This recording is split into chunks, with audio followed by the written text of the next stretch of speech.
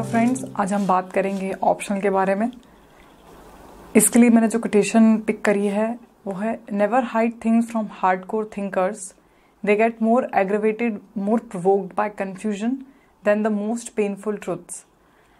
Usually जब optional हमारे दिमाग में आता है, in fact it held true for me too, कि ऑप्शनल क्या रहेगा, ऑप्शनल क्या चूज़ करना चाहिए, पॉपुलर सब्जेक्ट चूज़ करना चाहिए या फिर जो मेरा ग्रेजुएशन का सब्जेक्ट है वो चूज़ करना चाहिए।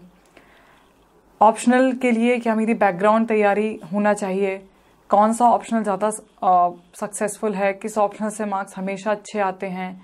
अगर मैं इंजीनियरिंग से हूँ तो क्या मुझे मैथमेटिक्स या फिर अपना कोर इंजीनियरिंग सब्जेक्ट लेना चाहिए या मुझे ह्यूमैनिटीज़ के सब्जेक्ट लेना चाहिए।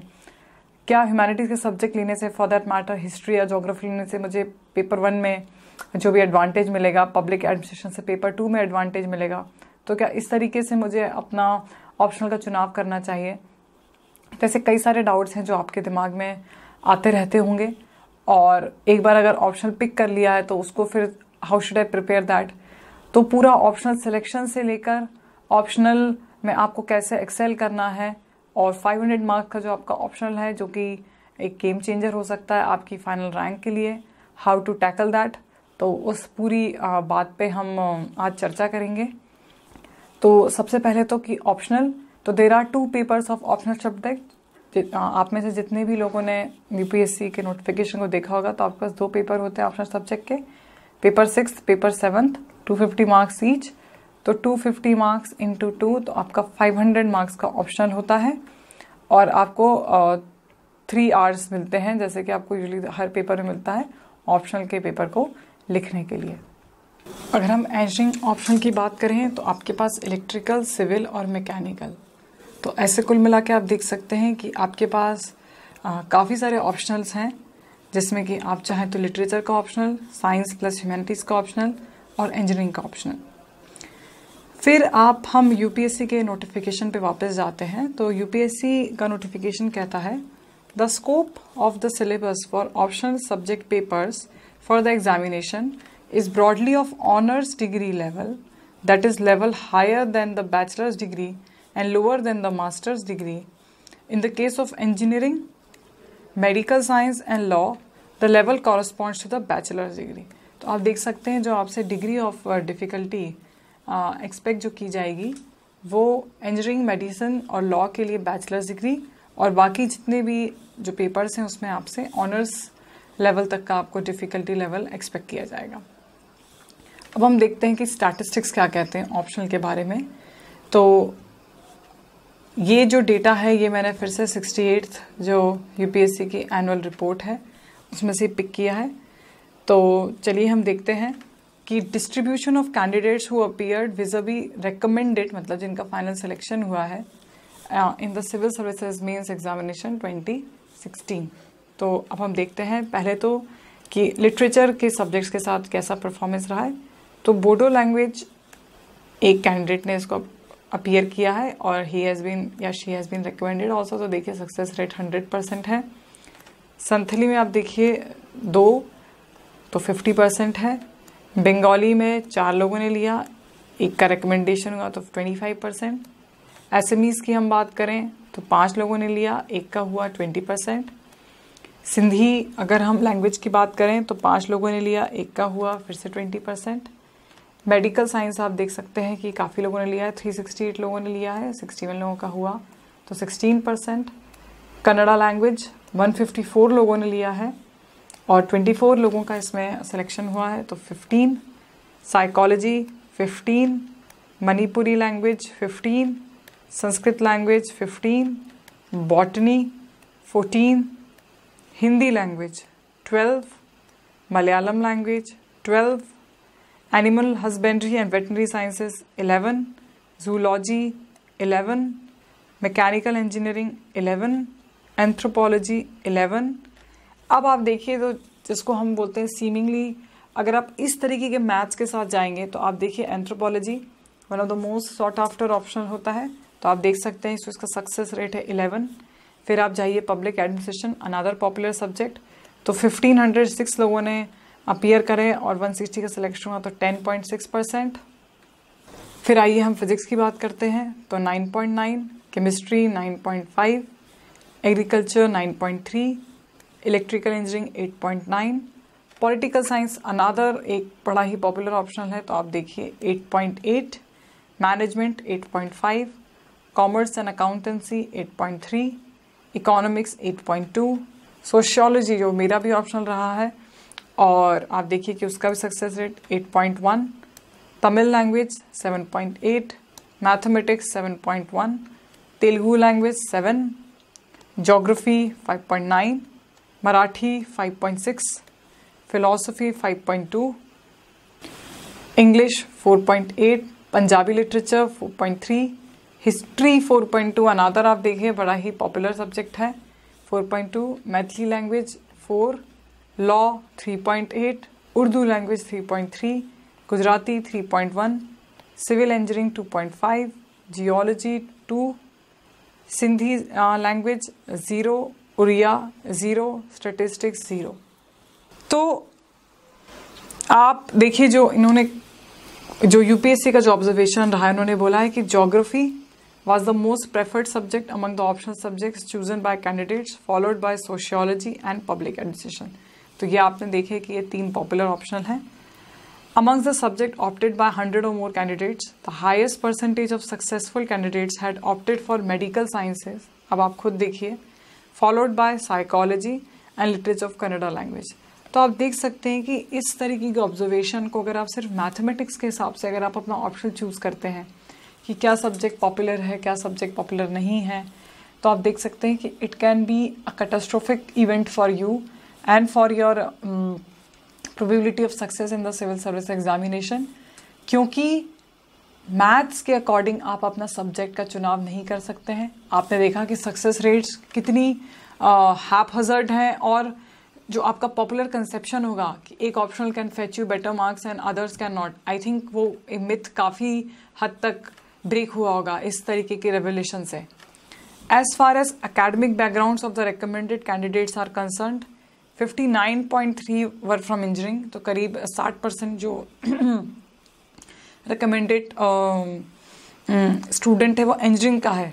तो आप देख सकते हैं कि अगर आपके मन में इस तरीके का भी डाउट आता है कि I don't have a background in these subjects, जो हम ह्यूमैनिटीज़ के सब्जेक्ट हैं, हिस्ट्री है, ज्योग्राफी है, पॉलिटी है, इंटरनेशनल रिलेशंस है, तो आई थिंक वो भी एक आपका बस एक बैरियर है, मेंटल बैरियर है जो आपको ब्रेक करना है, क्योंकि इंजीनियरिंग बैकग्राउंड से आप देखते हैं 60% जो सक्सेसफुल कैंडिडेट्स है वो इंजीनियरिंग से है, फिर 21, 10 और 8.5 रिस्पेक्टिवली ह्यूमैनिटीज़। तो 21% जो स्टूडेंट है रिकमेंडेड फाइनल सक्सेसफुल कैंडिडेट है वो ह्यूमैनिटीज़, फिर 10 मेडिसिन और फिर 8.5 साइंस से।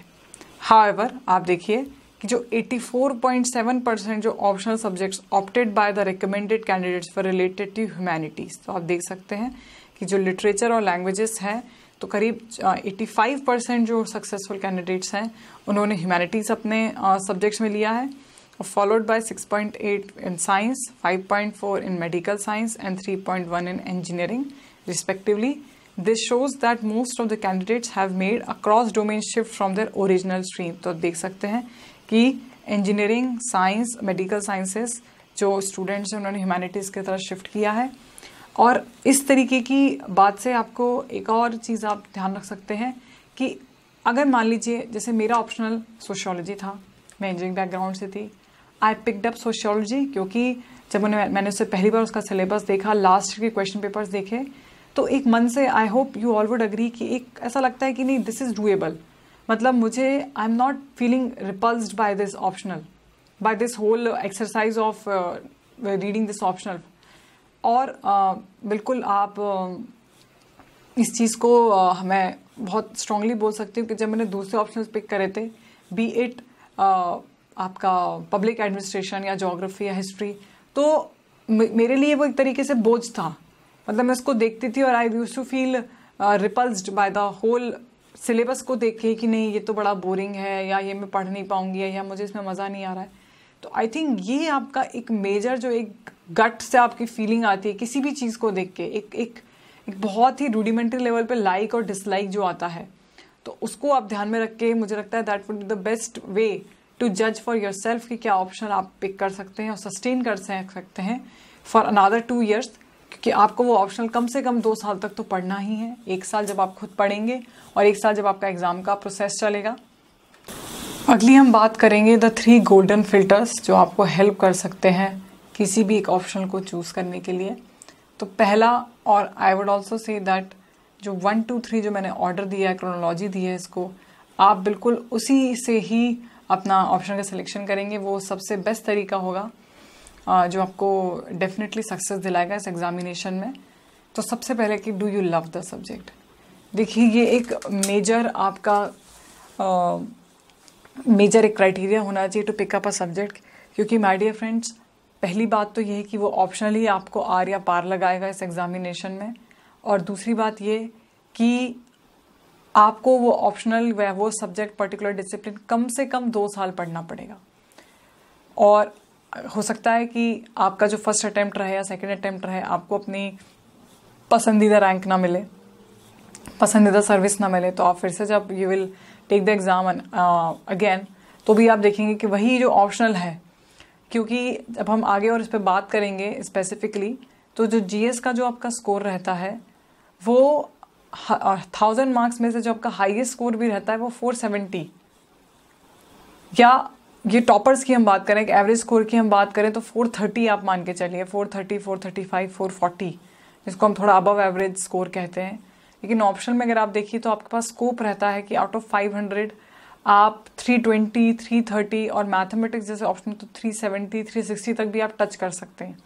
तो आउट ऑफ 500 360, 370 और आउट ऑफ 1000 बेयरली 450 या 470। तो आप देख सकते हैं कि जो आपका ऑप्शनल है, जो आपको वही आपको एक मेजर लीप देगा इस पूरी एग्जामिनेशन में, जिससे कि आपका रैंक डिटरमाइन होगा। फिर अगला आप देखिए कि मान लीजिए आपने इस तरीके से देखा, अपने ऑप्शन को पिक किया, आपके पास 7 या 8 ऑप्शनल्स आपके दिमाग में हैं, हिस्ट्री हो सकता है, ज्योग्राफी हो सकता है, पब्लिक एडमिनिस्ट्रेशन हो सकता है, सोशियोलॉजी, फिलोसफी, एंथ्रोपोलॉजी।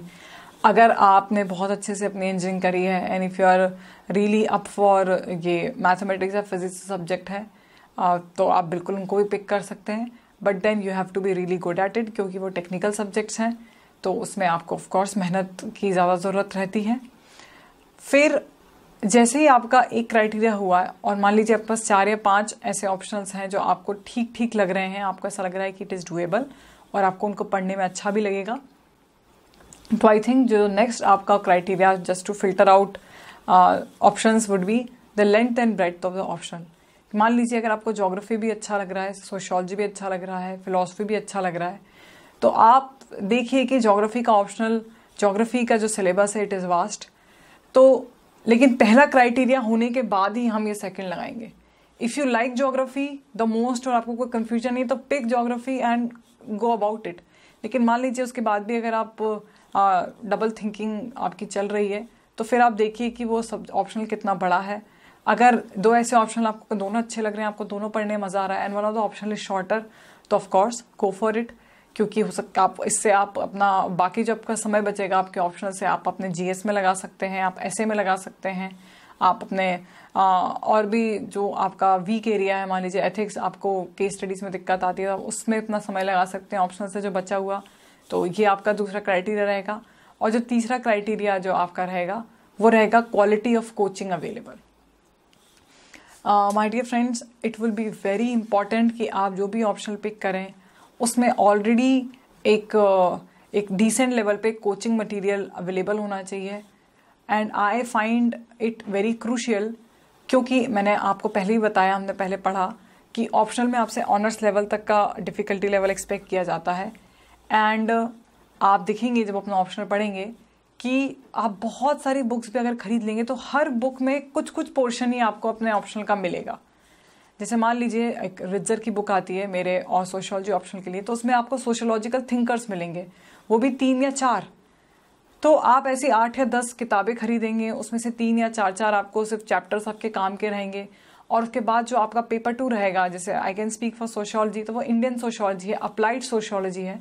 तो उसमें डेली जो डे टू डे फिनोमिना हम ऑब्जर्व करते हैं उसको सोशियोलॉजिकल लेंस के साथ हमें उसको एनालाइज करना है, उसको देखना है, समझना है। तो इस तरीके का जो सोशोलॉजिकल जो लेंस की हम बात करते हैं हमारे ऑप्शनल में, तो वो मैं किसी भी बुक्स में मुझे नहीं मिल सकता है। इनफैक्ट वो तो पर्टिकुलरली किसी कोचिंग नोट में भी नहीं मिल सकता है। तो अगर आप अपने ऑप्शनल की तैयारी को इतना ब्रॉड कर लेंगे और इतना स्कैटर्ड कर लेंगे, तो it will be really difficult कि आप उसे कंसोलिडेट कर पाएँ। और ऑप्शनल से पहले मान लीजिए आपको 2 दिन की छुट्टी है, तो everything should be compressed in 100 and 150 pages. तो अगर आप इतनी सारी किताबें रखेंगे और उसमें से कुछ चीज़ें आपको समझ में आएंगी और कुछ चीज़ें आपकी सिलेबस में प्रिस्क्राइब्ड है, तो you will just and up wasting a lot of time. I think एक टाइम एक मेजर कंस्ट्रेंट है जो हमें हमेशा ध्यान में लेके चलना चाहिए इस एग्जामिनेशन के लिए। मैं नहीं चाहूँगी कि, मैं हमेशा ऑन अ लाइटर नोट बोलती हूँ कि मैं नहीं चाहूँगी कि आपके लिए ये पूरी प्रोसेस एक 5 वर्षीय योजना बन जाए। आप अपने फर्स्ट अटेम्प्ट में, सेकंड अटेम्प्ट में इसको पूरी तरह अपनी बेस्ट रैंक के साथ, अंडर 100 रैंक के साथ ही क्रैक करने का आप गोल बनाएं। तो इसलिए ऑप्शनल का चुनाव, ऑप्शनल के साथ आपको किसी भी सेंस ऑफ कन्फ्यूजन के साथ आगे नहीं बढ़ना है। एक बार आपने उसे पिक कर लिया है तो then it should be your partner in crime. और इसी के लिए बहुत ज़रूरी होगा कि आप किसी भी एक रेनाउंड या एस्टैब्लिश जो कोचिंग है उसके सारे नोट्स टिप टू टो, मतलब सिलेबस के टॉपिक 1 से लेकर आपके पेपर 2 के लास्ट टॉपिक तक का सारा नोट्स आपके पास होना चाहिए। फिर उसके बाद आपको जो सप्लीमेंट करना रहेगा चीज़ों को करंट अफेयर्स से, उसके बाद आपको सप्लीमेंट करना पड़ेगा चीज़ों को जो आप न्यूज़पेपर से जो नोट्स बनाएंगे उससे, और फिर जो आपकी खुद की समझ डेवलप हो रही है। मान लीजिए आप, जैसे हमारी सोशियोलॉजी के लिए बोला जाता है कि यूजना मैगजीन जो है उसमें जो केस स्टडीज़ आती हैं वो भी हम कोट करते हैं, तो of course it is advisable, it is desirable.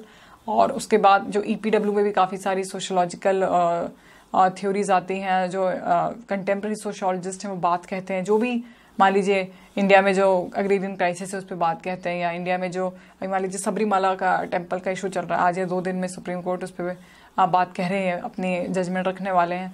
तो हो सकता है इससे हमें पूछा जाए कि टेम्पल एंट्री ऑफ वुमेन, तो एक सोशोलॉजिकल लेंस से मैं इसको कैसे पेट्रियार्की से, कल्चरल नॉर्म से इसे कनेक्ट करके बात करूंगी। तो इसके बाद जैसे ही आपका एक स्टैटिक पोर्शन कंप्लीट होगा सोशियोलॉजी में आपके ऑप्शन का, तो फिर you have to supplement your notes by newspapers, by current जो भी कंटेम्प्रेरी स्टडीज़ हो रही हैं वो, फिर जो भी आपकी मैगजीन रिकमेंड की गई है आपके ऑप्शन के लिए। तो आप देख रहे हैं कि ऑलरेडी आपको बहुत सारी एक्सरसाइज करनी है। और अगर आप अपने स्टैटिक पोर्शन में ही, मतलब इन द सेंस जो ऑप्शनल में जो आपका ब्रेड्थ और स्कोप है, लेंथ है, उसमें अगर आप कंफ्यूज रहेंगे और इसी में आप बहुत सारी बुक्स को खंगालते रहेंगे, तो I think it would definitely an utter wastage of time. तो ये जो 3 गोल्डन फिल्टर्स हैं, मैं चाहूँगी कि आप जैसे ही ये लेक्चर आप देखें और अपना आपका कंप्लीट हो, तो आप तुरंत ही अगले 15 दिन में, अगले 1 महीने में अपने ऑप्शनल को खुद चूज़ करेंगे। पहले ही मैं और अगर आपको ऐसा कोई कंफ्यूजन हो कि ये पॉपुलर और ये नॉन पॉपुलर, तो आप फिर से जो UPSC ने जो 68 एनुअल रिपोर्ट में अपनी निकाला है डेटा, आप उसको देखिए कि ये सारी मिथ्स हैं। ये सब आपका दिमाग का बनाया हुआ एक गुब्बारा है जो आपको उसे हटाना पड़ेगा। और आपका optional should be your very personal choice. किसी भी और से इन्फ्लुएंस होकर, डेटा से, स्टैटिस्टिक्स से, पॉपुलैरिटी से आपको बिल्कुल भी इन चीज़ों से इन्फ्लुएंस ना होकर आपको अपने ऑप्शन का चुनाव करना है। Thank you so much.